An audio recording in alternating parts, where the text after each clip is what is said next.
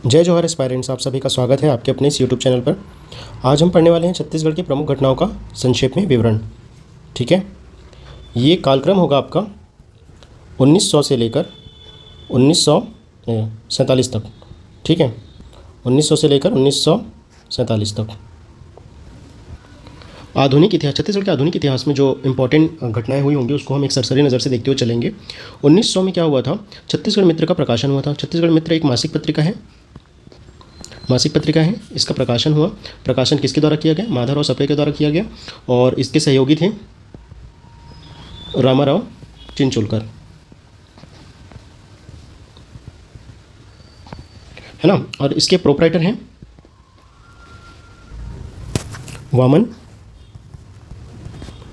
बली राम लाखे। बली राम लाखे इसके प्रोपराइटर हैं। देखते हैं आगे। 1905 में क्या हुआ था? 1905-06 में समित्र मंडल की गठन हुआ। समित्र मंडल का गठन किया गया राजिम में। किसके द्वारा किया गया? पंडित सुंदरलाल शर्मा के द्वारा किया गया, है ना। जो स्वदेशी आंदोलन चल रहा था उसका समर्थन करना था इस समित्र मंडल के द्वारा। ठीक है, तो स्वदेशी आंदोलन का जो मुख्यालय था वो था आपके सारंगमणि मुदलियार का निवास स्थान, सारंगमणि मुदलियार। नेक्स्ट है 1907। 1907 में क्या हुआ था? भारतीय राष्ट्रीय कांग्रेस के सूरत अधिवेशन में छत्तीसगढ़ की भागीदारी, मतलब कि छत्तीसगढ़ में कौन कौन लोग पार्टिसिपेट किए थे, है ना। और इसी अधिवेशन में क्या हुआ था? कांग्रेस का गर्म दल और नरम दल में विभाजन भी हुआ था। इसको आगे देखेंगे। पहले हम देख लेते हैं कि छत्तीसगढ़ की भागीदारी क्या रही। तो छत्तीसगढ़ की भागीदारी क्या रही? पहले तो हम ये जान लेते हैं कि इसका अधिवेशन सूरत गुजरात में हुआ था और इसकी अध्यक्षता की थी रासबिहारी घोष ने। रासबिहारी घोष। और जो हमारे छत्तीसगढ़ के प्रतिनिधित्व किए हैं वो कौन थे? लिख लीजिए लाइन से। सुंदरलाल शर्मा, और है शिवराम मुंजे, डॉक्टर शिवराम मुंजे। तीसरा है नारायण राव मेघावाले।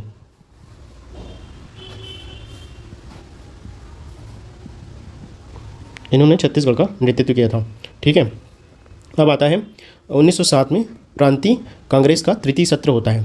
ठीक है, आपको मैंने बताया था कि सूरत अधिवेशन में जो कांग्रेस था उसका दो भाग में पार्टीशन हुआ था, एक नरम दल और एक गरम दल में। ठीक है ना। अब देखते हैं कि नरम दल से बंटने वाले नेता कौन थे और गरम दल में बंटने वाले नेता कौन थे। तो यहीं पर मैं कांग्रेस को डिवाइड कर देता हूँ। ठीक है, आधा इस साइड लिख लेंगे, ये नरम दल, ये गरम दल, है ना। तो नरम दल से थे डॉक्टर शिवराम मुंजे और केलकर, हरि सिंह गौर और सीएम ठक्कर, देवेंद्रनाथ चौधरी और मधोलकर और राय बहादुर,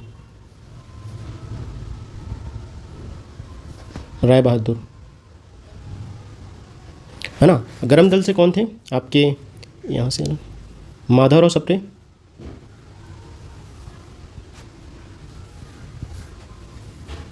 और पंडित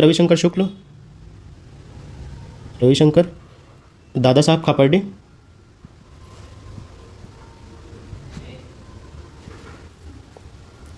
खापर्डे और वामनराव लाखे, ई राघवेंद्र राव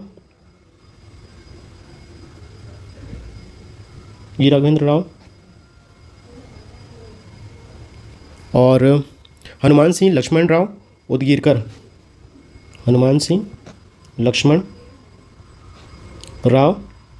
उदगीरकर,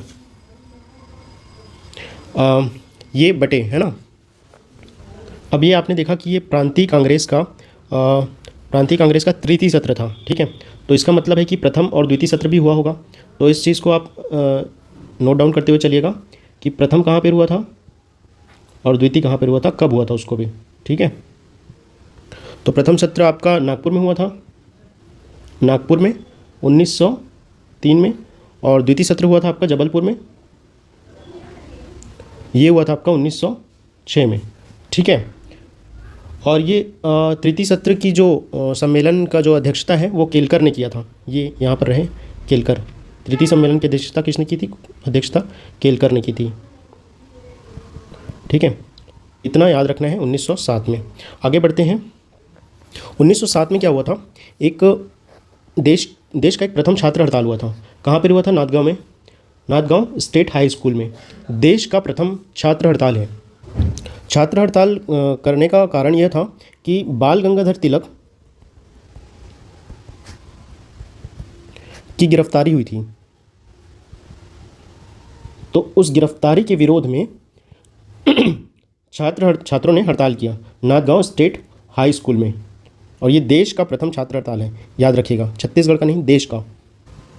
इसके नेतृत्व करता थे ठाकुर प्यारे लाल। कहाँ से हैं? राजनांदगांव से, RJN, ठीक है। और इनके सहयोगी थे नंदलाल झा। आगे बढ़ते हैं। 1907 और 8 में, 1907-8 में क्या हुआ? हिंद केसरी पत्रिका का प्रकाशन किया गया। हिंद केसरी पत्रिका का प्रकाशन किया गया। और ये जो हिंद केसरी पत्रिका है ना, ये केसरी पत्रिका का ट्रांसलेशन है, ठीक है। और केसरी पत्रिका जो है वो लिखा था लोकमान्य तिलक ने लिखा था, और जिसकी भाषा थी मराठी भाषा थी। अब इसी केसरी पत्रिका को ट्रांसलेट कर दिया माधवराव सप्रे ने और निकाला हिंद केसरी पत्रिका, ठीक है, हिंदी में अनुवाद करके इसका, ठीक है। इसको नागपुर से प्रकाशित किया गया, नागपुर से प्रकाशन हुआ इसका, ये याद रखिएगा। आगे बढ़ते हैं। 1909 में सरस्वती पुस्तकालय की स्थापना हुई। कहाँ हुई? राजनांदगांव में। किनके द्वारा हुई? तो ठाकुर प्यारेलाल सिंह के द्वारा। ये राजनांदगांव से है ना। मैं बार बार जब भी किसी ऐसे व्यक्तित्व का नाम लेता हूँ जिन्होंने योगदान दिया है, तो वो कहाँ से हैं ये ज़रूर याद कीजिएगा, ताकि जब भी कभी एग्ज़ाम में आ जाए तो वो कहाँ से हैं उसको भी आपको पता हो, ठीक है। तो राजनांदगांव से हैं। इनके सहयोगी रहे हैं आपके राजूलाल शर्मा और छबीलाल चौबे। राजूलाल शर्मा और छबीलाल चौबे,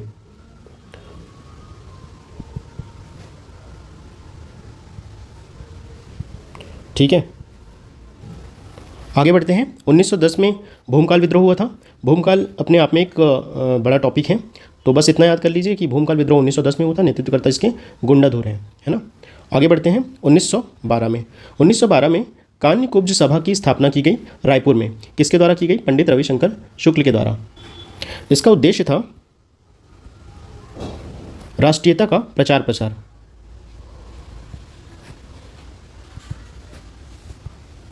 करना। कान्यकुब्ज सभा। आगे बढ़ते हैं। 1915 में रायपुर में मालगुजारों का सम्मेलन हुआ, ठीक है। एग्जैक्ट डेट है 20 जून 1915,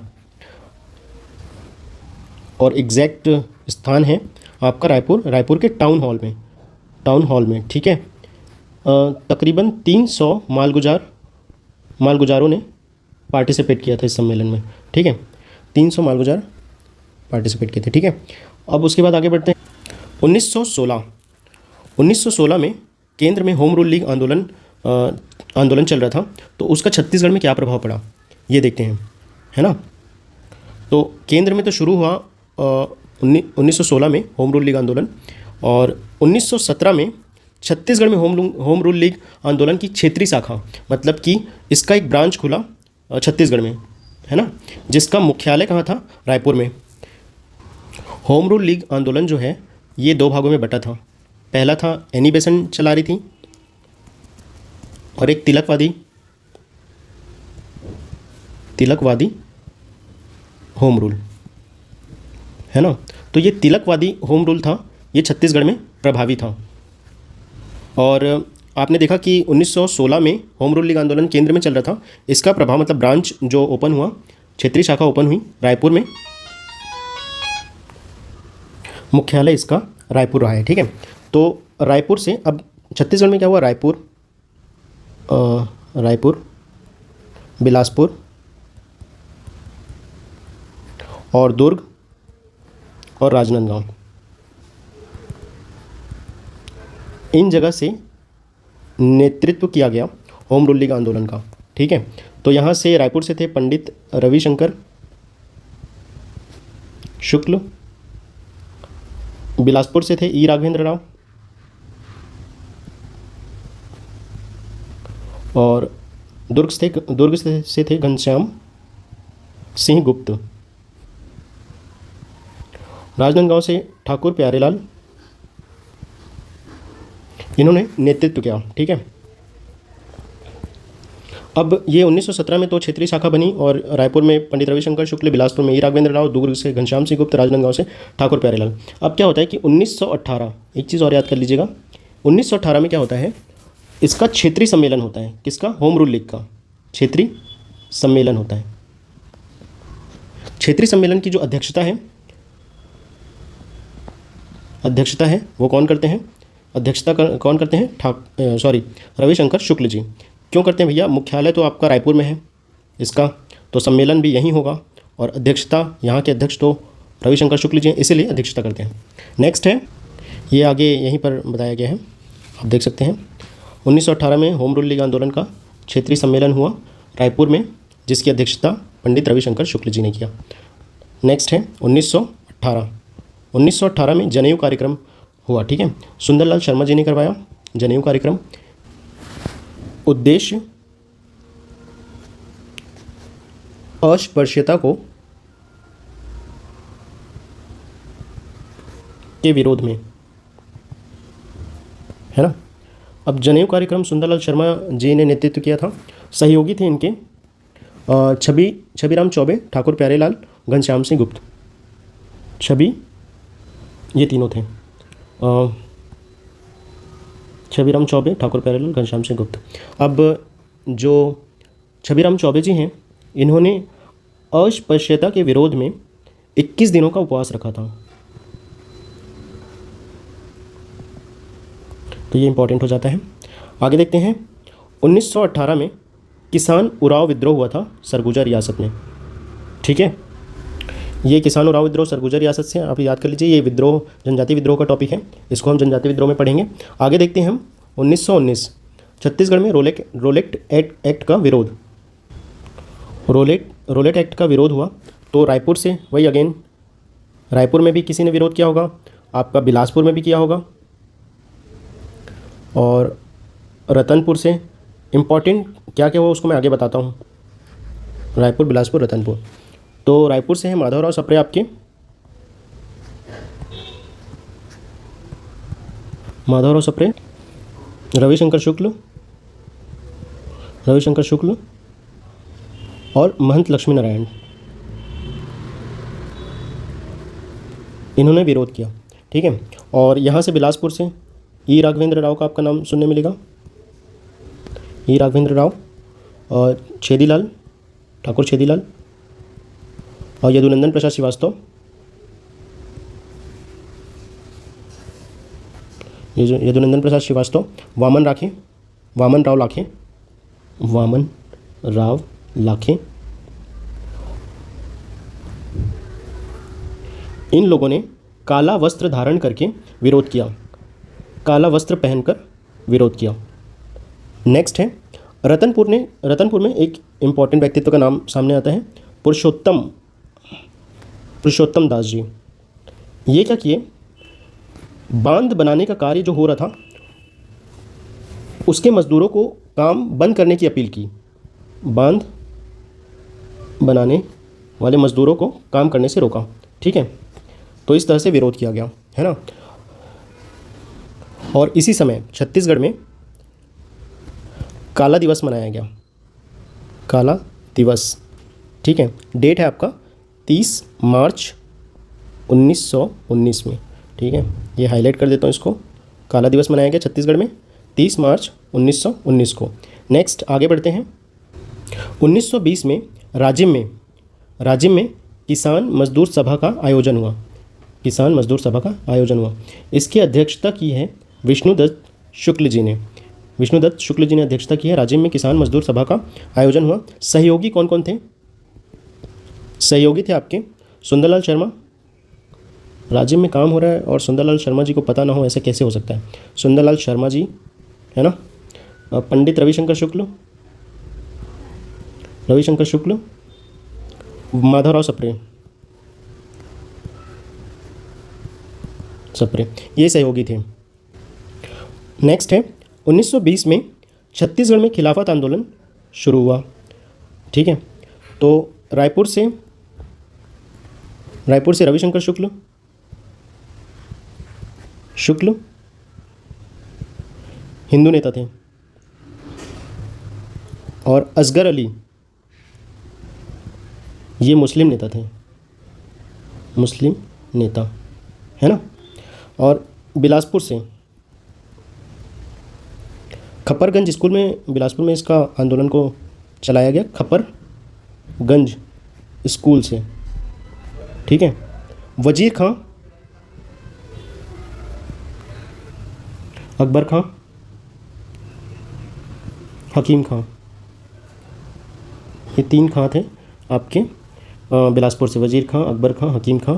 और रायपुर से थे आपके रविशंकर शुक्ल, ये हिंदू नेता थे। असगर अली मुस्लिम नेता थे, है ना, याद रखिएगा। आगे बढ़ते हैं। 1920 में बंगाल नागपुर काटन मिल में मजदूरों का हड़ताल हुआ। कहाँ हुआ? राजनांदगांव में। और यहाँ पर 3 बार हड़ताल हुआ है। 3 बार हड़ताल हुआ है। पहला हड़ताल हुआ है आपका 1920 में, दूसरा हुआ है आपका 1924 में, तीसरा हुआ है 1937 में। प्रथम हड़ताल की बात करते हैं तो इसके नेतृत्व करता थे ठाकुर प्यारेलाल। सहयोगी देख लीजिए, सहयोगी थे इनके शिवलाल मास्टर और शंकर खरे। शिवलाल मास्टर और शंकर खरे। ये जो हड़ताल है 1920 में बंगाल नागपुर कॉटन मिल में जो हड़ताल हुआ था, ये 36 दिनों तक चला। 36 दिनों तक चला। ये भी इंपॉर्टेंट है, पूछा जाता है परीक्षा की दृष्टि से। ठीक है, इसी समय वीवी गिरी मजदूर नेता रहे हैं। इनका छत्तीसगढ़ आगमन हुआ था और इन्हीं ने समझौता करवाया था मजदूरों और बंगाल नागपुर कॉटन मिल के मालिक के बीच में। ठीक है, तो ये भी पूछा जाता है कि वीवी गिरी कब आए थे, तो ये 1920 में आए थे हड़ताल के दौरान। नेक्स्ट बढ़ते हैं। 1920 कंडेल नहर सत्याग्रह, जुलाई 1920 एग्जैक्ट जुलाई में हुआ था। कंडेल नहर सत्याग्रह कहाँ हुआ था? कंडेल ग्राम धमतरी में। इसके नेतृत्व करता थे पंडित सुंदरलाल शर्मा। सहयोगी कौन थे? सहयोगी छोटेलाल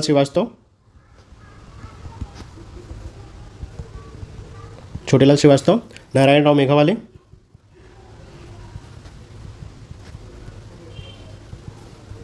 नथुजी जगताप।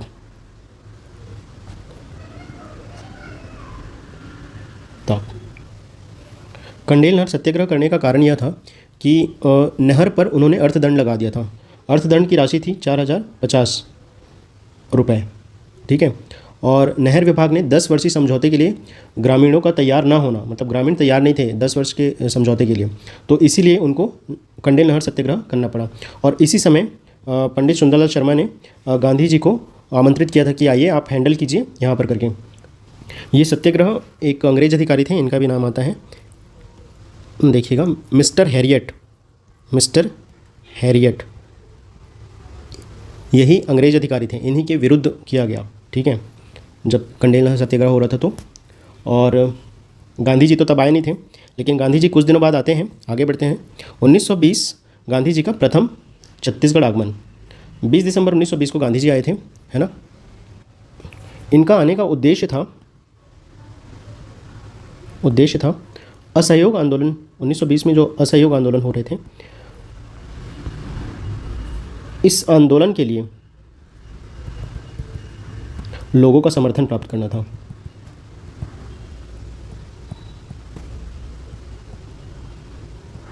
इसलिए गांधी जी आए थे। गांधी जी के साथ एक सहयोगी भी आए। सहयोगी का नाम है मौलाना शौकत अली। मौलाना शौकत अली, इनके साथ ये रायपुर आते हैं। 20 दिसंबर 1920 को रायपुर के गांधी चौक पर संबोधन किया गांधी जी ने असहयोग आंदोलन पर, ठीक है, संबोधन किया। और आनंद समाज वाचनालय, जो ब्राह्मण पारा में जो आनंद समाज वाचनालय है ना, आनंद समाज वाचनालय,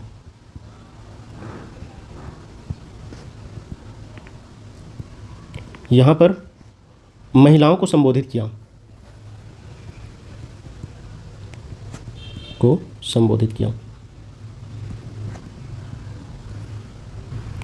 कि स्वाधीनता संग्राम में सम्मिलित होने के लिए आह्वान किया कि महिलाओं आप भी आओ और स्वाधीनता संग्राम में सम्मिलित होएं।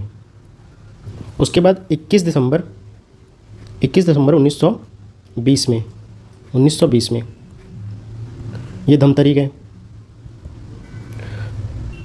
धमतरी के मकई चौक पर जाम हुसैन बाड़ा में जनसभा को संबोधित किया, ठीक है। और धमतरी में रुके कहाँ थे गांधी जी? तो गांधी जी की ठहरने की जो व्यवस्था थी वो नारायण राव मेघावाले के निवास स्थान पर थी। इनके यहाँ रुके थे गांधी जी, निवास स्थान पर, ठीक है। क्वेश्चन डायरेक्ट आता है यहाँ से। और प्रथम आगमन में जब आए गांधी जी तो तिलक स्वराज फंड हेतु दान एकत्र किए। बाजीराव कृदंत ने 501 रुपये का भेंट दिया गांधी जी को, 501 रुपये का भेंट दिया। और जब धमतरी से वापस जब रायपुर आ रहे थे तो इनके ड्राइवर थे, कौन थे? हजारी लाल जैन। मतलब इनको वापस आते समय गांधी जी का कार चलाने का सौभाग्य प्राप्त हुआ था, ठीक है। आगे बढ़ते हैं। 1920 में असहयोग आंदोलन। 1920 में छत्तीसगढ़ में वकालत का परित्याग किया गया, राष्ट्रीय विद्यालयों की स्थापना हुई, शासकीय सेवाओं का परित्याग किया गया, मादक पदार्थों का बहिष्कार हुआ और काउंसलिंग का भी बहिष्कार हुआ, सत्याग्रह एवं खादी आश्रम पंचायतों का गठन हुआ। असहयोग आंदोलन में छत्तीसगढ़ में ये प्रभाव हुआ। तो वकालत की उपाधि किसने त्याग की थी? दुर्ग से घनश्याम सिंह गुप्त और रत्नाकर झा, राजनांदगांव से ठाकुर प्यारेलाल, बलदेव प्रसाद मिश्र, गोवर्धन लाल श्रीवास्तव, बिलासपुर से बैरिस्टर छेदीलाल, ई राघवेंद्र राव, डी.के. मेहता, N.R. खानखोजे, रायपुर से रामदयाल तिवारी, रविशंकर शुक्ल, यादवराव देशमुख, राम नारायण तिवारी, इन्होंने वकालत का त्याग किया। और शासकीय सेवाओं का त्याग किसने किया? यदुनंदन प्रसाद श्रीवास्तव, लक्ष्मी नारायण वर्मा, सोमेश्वर शुक्ल, शिवलाल शर्मा। राष्ट्रीय पंचायत का गठन हुआ। राष्ट्रीय पंचायत का गठन रायपुर और धमतरी में हुआ। और रायपुर के जो नेतृत्व करता थे वो सेठ जसकरण डागा 4 मार्च 1921 में हुआ। और धमतरी में जो राष्ट्रीय पंचायत की स्थापना हुई तो बाजीराव कृदंत फरवरी 1921 में वहाँ के नेतृत्व करता थे, ठीक है। असहयोग आंदोलन में मार्च 1921 में माखनलाल चतुर्वेदी जी एक ओजस्वी भाषण दे देते हैं, है ना। और 1921 में ही केंद्रीय राजनेताओं का छत्तीसगढ़ आगमन होता है। कौन कौन से राजनेता आते हैं मैं आपको बता देता हूँ। डॉक्टर राजेंद्र प्रसाद, सी राजगोपालाचारी,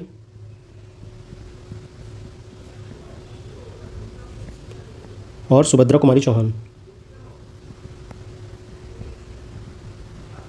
ये छत्तीसगढ़ में इनका आगमन हुआ था। 1921 में खादी प्रदर्शन हुआ रावण भाटा के रायपुर के रावण भाटा में। ये अंजुम बेगम के द्वारा हुआ। अंजुम बेगम। खादी सप्ताह इस समय चला था 7 से 15 अक्टूबर तक 1921 में, ठीक है। खादी सप्ताह चला था। जनवरी 1922 में सिहावा नगरी का जंगल सत्याग्रह होता है धमतरी में। इसके नेतृत्व करता थे श्यामलाल सोम, पंचम सिंह, विशंबर पटेल, शोभाराम साहू, बाली ठाकुर, है ना। 1922 में पंडित सुंदरलाल शर्मा जी की गिरफ्तारी होती है और 25 मार्च 1922 में रायपुर राजनीतिक परिषद का अधिवेशन होता है जिसकी अध्यक्षता उमाकांत बलवंत घाटे ने किया था। ठीक है, स्वागताध्यक्ष कौन थे? ये अध्यक्ष रहे हैं स्वागताध्यक्ष रविशंकर शुक्ल। और हाँ, यहीं पर जब पंडित सुंदरलाल शर्मा जी की गिरफ्तारी हुई थी तो इन्होंने जेल में एक कृष्ण पत्रिका या कृष्ण जन्मस्थली या फिर जेल पत्रिका के नाम से एक संपादन किया था जिसके पृष्ठों की संख्या 18 थी। ये क्वेश्चन पूछा गया है तो याद रखिएगा। इसके मुख्य पृष्ठ पर पुलिस द्वारा पंडित भगवती प्रसाद मिश्र को गिरफ्तार कर जेल में डालते हुए दिखाया गया है ना, याद रखिएगा। आगे बढ़ते हैं। 1923 में छत्तीसगढ़ में स्वराज पार्टी का गठन होता है जिसकी अध्यक्षता सेठ गोविंद दास, इनकी अध्यक्षता में स्वराज पार्टी का गठन हुआ। इसका उद्देश्य था कि जो विधानमंडल है ना उनमें चुनाव लड़ना था भारतीयों को। ठीक है, और जो देश विरोधी विधियां या कानून जो बन रहे हैं उनका विरोध करना था। जो देश विरोधी विधि और कानून जो बन रहे थे उनका विरोध करना, इसलिए स्वराज पार्टी का गठन किया गया सेठ गोविंद दास की अध्यक्षता में। आगे बढ़ते हैं। 1923 अच्छा, एक चीज़ और, रायपुर से यहाँ पर मिटा के फिर से लिख देता हूँ। ठीक है, रायपुर से आपके रविशंकर शुक्ल, शिवदास डागा, और बिलासपुर से ई राघवेंद्र राव और बैरिस्टर छेदीलाल, ई राघवेंद्र राव, बैरिस्टर छेदीलाल, और दुर्ग से घनश्याम सिंह गुप्त। इनका नाम आप लोगों को याद रखना है कि कौन कौन कहाँ से थे, कहाँ से नेतृत्व किया गया है। ठीक है, घनश्याम सिंह गुप्त। और राजनांदगांव से हैं ठाकुर प्यारेलाल सिंह। ठीक है, इन्होंने स्वराज पार्टी का नेतृत्व किया था। रायपुर से रविशंकर शिवदास डागा, बिलासपुर से ई राघवेंद्र राव, बैरिस्टर छेदीलाल, दुर्ग से घनश्याम सिंह गुप्त, राजनांदगांव से ठाकुर प्यारेलाल। आगे बढ़ते हैं। 1923 में छत्तीसगढ़ में झंडा सत्याग्रह हुआ। ये झंडा सत्याग्रह भी 2 चरण में हुआ, प्रथम चरण और द्वितीय चरण, प्रथम चरण। ठीक है, इसमें क्या हुआ, ये 11 मार्च 1923 में हुआ और ये 31 मार्च 1923 में। ठीक है, ये हुआ आपके जबलपुर में, प्रथम चरण जो हुआ जबलपुर के टाउन हॉल में, और द्वितीय हुआ आपका बिलासपुर में। क्वेश्चन में पूछ सकता है कि झंडा सत्याग्रह का कौन सा चरण बिलासपुर में हुआ या छत्तीसगढ़ में हुआ करके, है ना। अब एक झंडा सत्याग्रह नागपुर में भी चल रहा था, उसको भी आप याद कर लीजिए। इसके नेतृत्व करते थे जमनालाल बजाज, सेठ जमनालाल बजाज, इतना आपको याद रखना है ना। आगे बढ़ते हैं। 1923 में कांग्रेस का काकीनाडा अधिवेशन में छत्तीसगढ़ की क्या भागीदारी रही। ठीक है, तो इसमें धमतरी से काकीनाडा तक नारायण राव मेघावाले निकल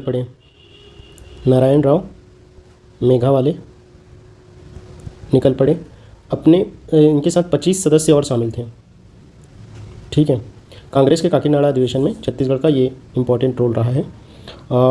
और अन्य सदस्य इसमें शामिल थे सुंदरलाल शर्मा, रामजी लाल सोनी, गिरधारी लाल तिवारी, श्यामलाल गुप्त, श्यामलाल सोम इत्यादि। बस्तर के रास्ते पैदल जाना था काकीनाडा अधिवेशन में पार्टिसिपेट करने के लिए। ठीक है, आंध्र प्रदेश में, ये काकीनाडा जो है वो आंध्र प्रदेश में है। ठीक है, आगे बढ़ते हैं। 1924 में रायपुर में क्रांतिकारी घटना होती है। क्रांतिकारी घटना यह होती है कि यहाँ पर दुर्ग के शेख मुंतजीमुद्दीन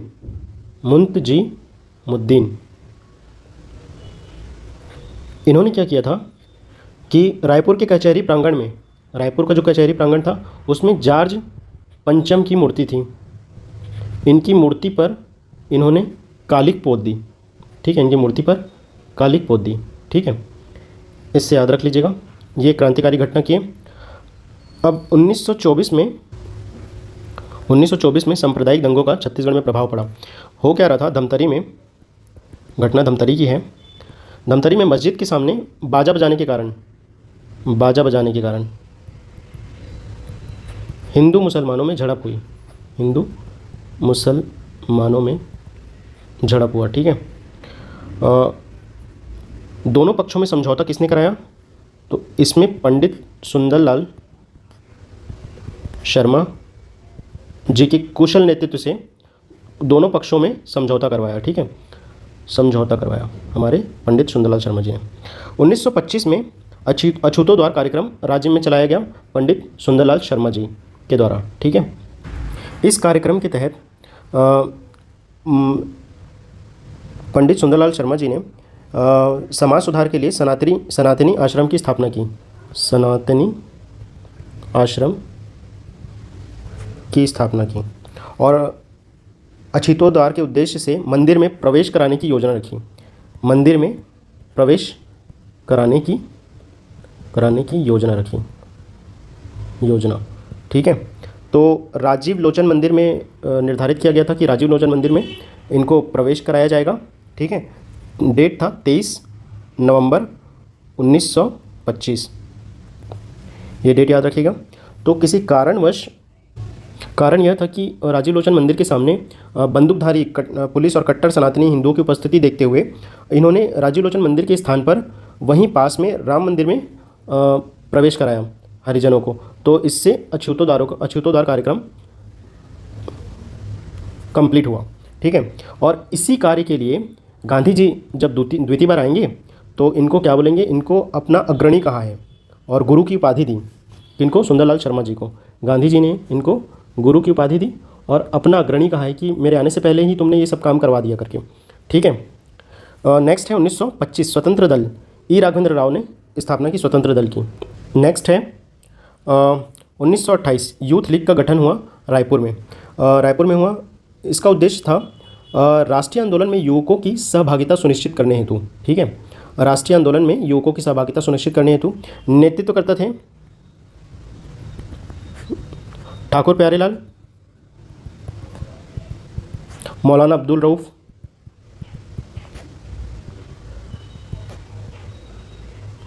और यति यतनलाल जैन।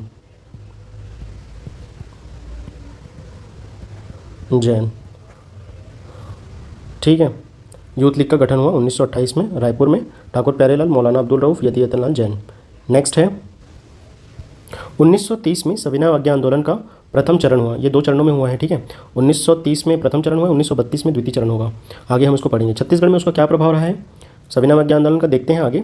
1930 में क्या हुआ कि कर न दो और पट्टा मत लो आंदोलन हुआ। कौन करवाया? ठाकुर प्यारेलाल सिंह के द्वारा। ठीक है, और गजाधर साव सहयोगी थे। ठीक है, ये गजाधर साव जो थे वो बिलासपुर से थे और ठाकुर प्यारेलाल सिंह ने रायपुर में। ठीक है, ये 2 जगह शुरू हुआ, कर न दो और पट्टा मत लो। रायपुर से ठाकुर प्यारेलाल सिंह, ये हमेशा राजनांदगांव में एक्टिव रहते थे, अब रायपुर में करवाए हैं। और गजाधर साव बिलासपुर में गजाधर साव ने करवाया है। ठीक है, इसी टाइम पर ही छत्तीसगढ़ के विभिन्न स्थानों पर जंगल सत्याग्रह हुआ है, जहाँ से ये बहुत इंपॉर्टेंट टॉपिक है, यहाँ से क्वेश्चन आते ही आते हैं। ठीक है, जंगल सत्याग्रह के लिए एक अलग से टॉपिक में वीडियो बनेगा। ठीक है, बस आपको ये याद रखना है कि 1930 के समय में मैक्सिमम जंगल सत्याग्रह हुए थे। ठीक है, असहयोग आंदोलन के समय एक हमने पढ़ा था कि सिहावा जंगल सत्याग्रह हुआ था। ठीक है, वो बस एक हुआ था। और इससे हटकर 1938-39 में छुई खदान और बद्रा टोला का जंगल सत्याग्रह हुआ। बाकी जितने भी जंगल सत्याग्रह हैं वो आपके सविनय अवज्ञा आंदोलन 1930 में हुए थे। नेक्स्ट है 1932 में गौड़ विद्रोह हुआ। जैसा कि मैंने आपको बताया था कि 1932 में सविनय अवज्ञा आंदोलन का द्वितीय चरण द्वितीय चरण शुरू होता है और छत्तीसगढ़ में उसका क्या प्रभाव पड़ता है। तो यहाँ पर क्या होता है कि द्वितीय सविनय अवज्ञा आंदोलन के दौरान यहाँ पर छत्तीसगढ़ में 8 डिटेक्टर की नियुक्ति की गई थी, डिक्टेटर की, है ना, 8 डिक्टेटर की नियुक्ति की गई थी। प्रथम डिटेक्टर थे, मैं आपको बता देता हूँ, पहला, दूसरा, तीसरा, चौथा, पाँचवा, छठवां, सातवां और ये 8वां। तो यहाँ से रविशंकर हैं, इनको पूरे प्रांत के लिए डिक्टेटर चुन लिया गया था, ठीक है ना। और दूसरा है सुंदरलाल शर्मा। क्या है कि इन सब का क्रम पूछ रहे हैं आजकल, पीएससी का पैटर्न जो है ना वो क्रम बेसिस हो गया है, तो किसी भी का क्रम पूछ रहे हैं तो हमको क्रम से याद करना ज़रूरी हो गया है। सुंदरलाल शर्मा और शंकर राव गनौत वाले। चौथी डिक्टेटर ये महिला रही है राधाबाई, प्रथम महिला डिक्टेटर। 5वीं आपके माधव प्रसाद परगनिया। छठवां है आपके रामनारायण मिश्र हर्षुल। 7वें हैं आपके ब्रह्मदेव या बलदेव दुबे बोलते हैं इनको, ब्रह्मदेव या बलदेव दुबे। 8वें हैं आपके लक्ष्मी नारायण तिवारी,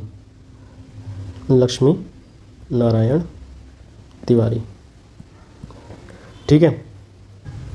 इसके लिए एक ट्रिक है, ये ट्रिक लिख देता हूँ मैं, ट्रिक को बार बार दोहराने से आपको याद होगा, ठीक है। ट्रिक ये है, रवि सुशंकर, राधा माधव,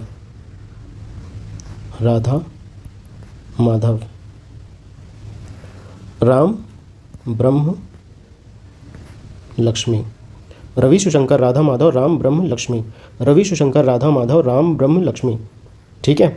इस तरह से याद कीजिए, रवि से रविशंकर, सु से सुंदरलाल शर्मा, शंकर से शंकर राव गनौत वाले, और राधा से राधाबाई, माधव से माधव प्रसाद, ठीक है, माधव प्रसाद परगनिया, और राम से रामनारायण मिश्र हर्षुल, ब्रह्म से ब्रह्मदेव या बलदेव दुबे, लक्ष्मी से लक्ष्मी नारायण तिवारी, ठीक है। इस तरह से ट्रिक के सहायता से हम याद कर सकते हैं पूरे 8 डिक्टेटरों का क्रम, ठीक है।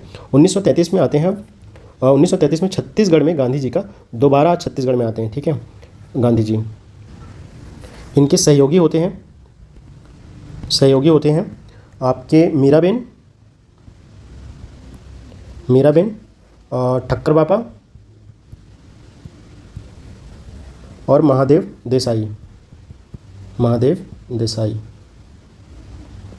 है ना, इनके साथ आते हैं। इनका उद्देश्य यही था कि अछूतो द्वार कार्यक्रम के लिए आते हैं, अछूतो द्वार कार्यक्रम के लिए, ठीक है। तो अब अछूतो द्वार कार्यक्रम तो पहले से हमारे छत्तीसगढ़ के सुंदरलाल शर्मा जी ने 1925 में करवा ही दिया था, ठीक है। इसीलिए जब आते हैं और ये काम हो चुका रहता है, इसलिए सुंदरलाल शर्मा को गांधी जी उनको गुरु करके संबोधित करते हैं और अपना अग्रणी मानते हैं सुंदरलाल शर्मा को, कि मेरे आने से पहले आपने ये काम करवा दिया। 3 दिन के प्रवास में रहे हैं, 12 से 28 नवंबर तक छत्तीसगढ़ में रहे हैं, है ना। आगे देखते हैं। 1935 में रायपुर डिस्ट्रिक्ट काउंसिल द्वारा उत्थान नामक एक मासिक पत्रिका का प्रकाशन किया जाता है। उत्थान नामक मासिक पत्रिका का प्रकाशन किया जाता है। आगे बढ़ते हैं। 1937 में प्रांतीय विधानसभा का प्रथम चुनाव होता है। क्या होता है? प्रथम चुनाव होता है प्रांतीय विधानसभा का, ठीक है। तो बिलासपुर मैं इसको लिख लेता हूँ पहले। अब होता क्या है कि 1937 में आम चुनाव होता है, ठीक है। आम चुनाव में भारत सरकार अधिनियम 1935 के प्रावधानों के अंतर्गत भारत संघ के संपूर्ण 11 प्रांतों में प्रथम आम चुनाव होता है। ये जो आम चुनाव होता है वो पूरे 11 प्रांत में होता है ना, 11 प्रांत में होता है। ये प्रथम आम चुनाव है, ठीक है, जिसमें कांग्रेस के 8 प्रांतीय सरकार बने। ये कांग्रेस के 8 प्रांतीय सरकार बने, ठीक है। 6, 7, 8 ध्रुव को एक्स्ट्रा ऐड किया हूँ, आपको बाद में बताऊँगा उसका, ठीक है। तो जो 5 जो थे वो पूर्ण बहुमत से तथा 3 समर्थन से बने। इसमें 5 जो हैं वो पूर्ण बहुमत से बने हैं और 3 समर्थन में बने, जिसमें से एक मध्य प्रांत भी था। इस समय छत्तीसगढ़ मध्य प्रांत का हिस्सा था, ठीक है। और इस समय छत्तीसगढ़ में 8 निर्वाचन क्षेत्र बनाए गए, जिसमें केवल बिलासपुर विधानसभा क्षेत्र में कांग्रेस की असफलता मिली। बिलासपुर में बस असफलता मिली, बाकी हमको जीत मिली है, ठीक है। तो बिलासपुर से कौन थे? ई राघवेंद्र राव। मुंगेली से थे रामगोपाल तिवारी। कटघोरा से हैं आपके अमर सिंह सहगल।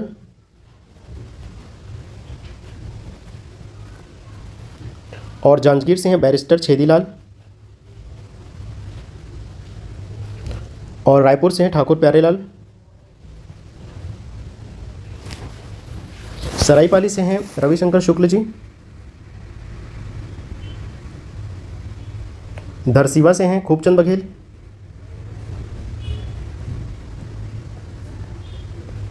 महासमुंद से हैं आपके तामस्कर वकील, है ना, और दुर्ग से हैं घनश्याम सिंह गुप्त। 14 जुलाई 1937 को मंत्रिमंडल का गठन हुआ। मुख्यमंत्री रहे हैं नारायण भास्कर खरे, इसलिए इसको खरे मंत्रिमंडल कहा जाता है। ठीक है, तिथि थी 14 जुलाई 1937। इस समय गवर्नर जो थे वो थे ई राघवेंद्र राव, और मुख्यमंत्री ये थे सीएम नारायण भास्कर खरे, और शिक्षा मंत्री आपके रविशंकर शुक्ल, वित्त मंत्री डी के मेहता, और राजस्व मंत्री, ये इस समय का मंत्रिमंडल है, याद रखिएगा, पूछा जाता है यहाँ से क्वेश्चन, पुरुषोत्तम बलवंत गोले, है ना। लोक निर्माण मंत्री श्री देशमुख,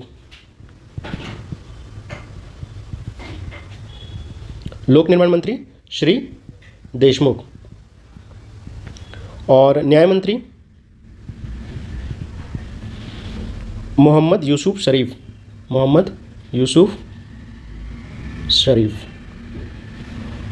जन कार्य माधवराव देशमुख देख रहे थे, माधवराव देशमुख।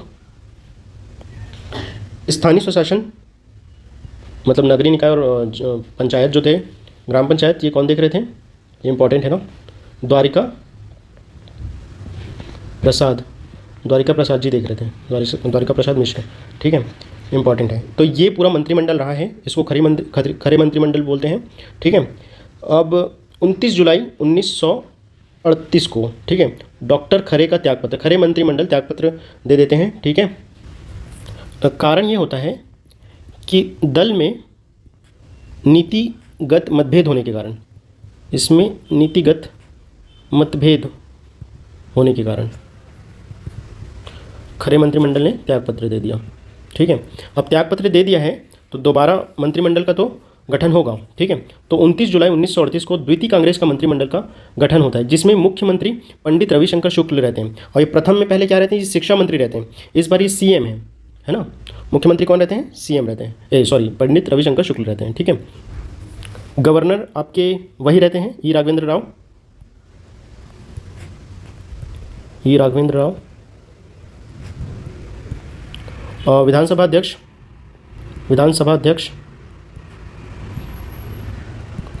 घनश्याम सिंह गुप्त। अब इस छत्तीसगढ़ में स्टेट कांग्रेस की स्थापना, स्टेट कांग्रेस की बात आ गई तो ये 1938 में स्टेट कांग्रेस की स्थापना हुई, है ना। 1937 में डोंडी लोहारा बालोद में किसान आंदोलन हुआ, नेतृत्व करते थे नरसिंह प्रसाद अग्रवाल। 1938 में छूही खदान रियासत में किसान आंदोलन हुआ, नेतृत्व करता थे रामनारायण मिश्र हर्षुल। 1938 में सेवा दल का गठन किया गया खैरागढ़ में, है ना। 1940 में रायपुर कांग्रेस भवन का उद्घाटन हुआ, किनके द्वारा, सरदार वल्लभ भाई पटेल। अब सरदार वल्लभ भाई पटेल 1940 में आए थे, है ना।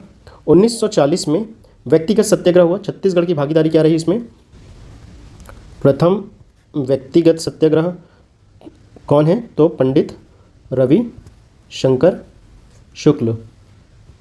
और अगर भारत के परिप्रेक्ष्य देखें तो विनोबा भावे, ये प्रथम व्यक्तिगत सत्याग्रही है ना, प्रथम व्यक्तिगत सत्याग्रही। ठीक है, ये इंडिया के हैं, भारत के, और ये छत्तीसगढ़ के। ठीक है, आगे बढ़ते हैं 1941 में सारंगढ़ रियासत में किसान आंदोलन हुआ, नेतृत्व करते थे दानीराम पटेल। 1942 में रायपुर षड्यंत्र केस, परसराम सोनी, है ना, बस इनका नाम याद रखें। ठीक है, 1942 में आते हैं भारत छोड़ो आंदोलन छत्तीसगढ़ में क्या प्रभाव हुए? तो छत्तीसगढ़ में क्या प्रभाव हुए? 9 अगस्त 1942 को रायपुर में विशाल जुलूस निकला, जिसको त्रेतानाथ तिवारी के नेतृत्व में, ठीक है। 9 अगस्त 1942 में नागपुर हाईकोर्ट भवन में तिरंगा झंडा फहराया गया, किनके द्वारा? ठाकुर रामकृष्ण सिंह के द्वारा। 10 अगस्त 1942 में रायपुर विद्यार्थी का जुलूस निकला, रणवीर सिंह शास्त्री और छत्तीसगढ़ के महाविद्यालय के मतलब छत्तीसगढ़ कॉलेज के विद्यार्थियों के द्वारा। नेतृत्व करते थे रणवीर सिंह शास्त्री के द्वारा। और 28 अगस्त 1942 में दुर्ग कचहरी में आगजनी हुई, कौन किया? रघुनंदन सिंगरौल ने, ठीक है। 2 अक्टूबर 1942 में बिलासपुर में विशाल जुलूस का आयोजन हुआ, जिसे भुवन भास्कर सिंह के नेतृत्व में हुआ। 1942 में रायपुर डायनामाइट केस हुआ, बिलक नारायण अग्रवाल, है ना। आते हैं 1944 में कांकेर में किसान आंदोलन हुआ, इंद्रू केवट के नेतृत्व में। नेक्स्ट है 1946 में छत्तीसगढ़ में 1946 के प्रमुख घटनाक्रम हुए। मध्य प्रांत में दूसरा चुनाव हुआ, ठीक है। 7-8 दिसंबर 1946 में समोदा में राजनीतिक सम्मेलन हुआ, अध्यक्ष थे डॉक्टर खूबचंद बघेल, ठीक है। और 13 से 15 दिसंबर तक 1946 में बिलासपुर में विद्यार्थी सप्ताह मनाया गया, भुवन भास्कर सिंह के नेतृत्व में। और 31 दिसंबर 1946 में तहसील राजनीतिक सम्मेलन हुआ, कहाँ हुआ? तहसील राजनीतिक सम्मेलन बेमेतरा में हुआ है, मोहनलाल बाकलीवाल के नेतृत्व में, ठीक है। 1946 में संविधान निर्मात्री सभा बनी, इसका छत्तीसगढ़ में क्या भागीदारी रहा? हम देखते हैं। तो यहाँ पर ब्रिटिश प्रांत से जो थे और रियासत से थे, देशी रियासत से, तीन थे। 3 इधर ब्रिटिश प्रांत से थे और 3 देशी रियासत से थे, ठीक है। देशी रियासत से और इधर ब्रिटिश प्रांत से। पहले थे पंडित रविशंकर शुक्ल, ठीक है। दूसरे थे बैरिस्टर छेदीलाल। तीसरे हैं आपके घनश्याम से गुप्त,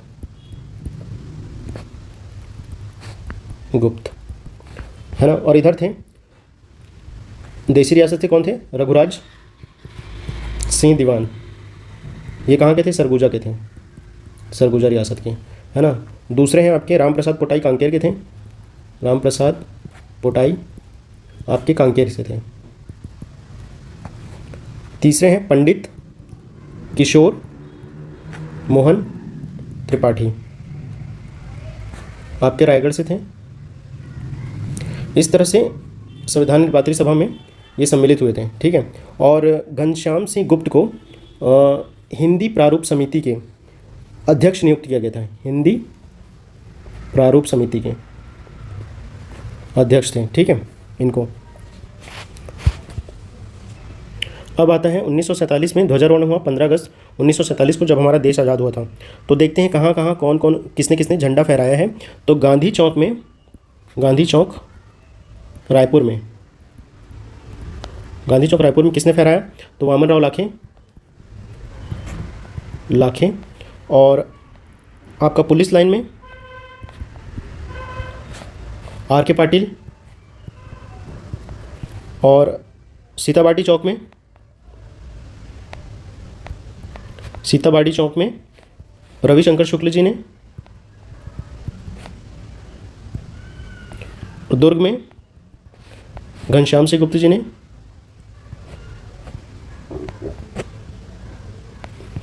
और गांधी चौक बिलासपुर, गांधी चौक 2 बार है, आप कंफ्यूज मत होइएगा, ठीक है। एक रायपुर का गांधी चौक है, बिलासपुर का गांधी चौक है, ठीक है।